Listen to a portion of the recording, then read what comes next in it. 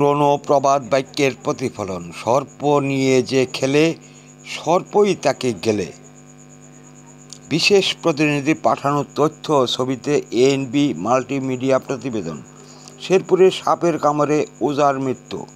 শেরপুর সদর উপজেলার সাপের কামড়ে জামাল মিয়া নামের ৭০ বছর বয়সী এক ওঝার মৃত্যু ঘটেছে।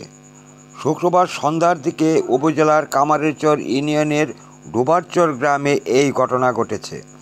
নিহতের পরিবার সূত্রে জানা গেছে, জামাল মিয়া শুক্রবার বিকেলে পাশের ৪ নং চর এলাকায় একটি বিষাক্ত সাপ ধরেন।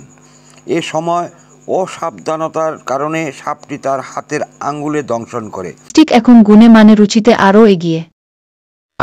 এক ধাপ এগিয়ে। সূচনা র্যাক, বেলিরাক, রুচিজার, মশলাদানি, জুনিয়র মকপট ও সিটি বিন সব কিছু গুছিয়ে রাখুন এক র্যাকে। আস্তায় অবিচল এসা প্লাস্টিক, আরও আধুনিক রুচিসম্মত উন্নত মানের পণ্য আজই সরবরাহ করুন।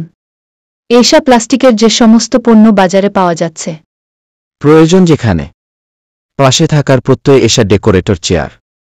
পানির তৃপ্তি মেটাতে প্রতিদিনের সঙ্গী ডেইলি মগ। আরও রয়েছে জুনিয়র মামপট। এসা প্লাস্টিক এখন গুণে মানে রুচিতে আরও এগিয়ে। প্রয়োজন যেখানে, পাশে থাকার প্রত্যয় এসা ডেকোরেটর চেয়ার। বিষয়টি তিনি প্রথমে গুরুত্ব দেননি, কিন্তু প্রায় ১.৫ ঘন্টা পর থেকে তার শ্বাসকষ্ট শুরু হয় এবং দ্রুত অসুস্থ হতে থাকে। এ সময় পরিবারের লোকজন তাকে শেরপুর সদর হাসপাতালে নিয়ে গেলে তার শরীরে অ্যান্টিভেনম প্রয়োগ করা হয়। তখন তার শারীরিক অবস্থার দ্রুত অবনতি হতে থাকলে তাকে ময়মনসিংহ মেডিকেল কলেজ হাসপাতালে প্রেরণ করা হয়। ময়মনসিংহ নেওয়ার পথে নকলা উপজেলায় পৌঁছালে তার মৃত্যু ঘটে।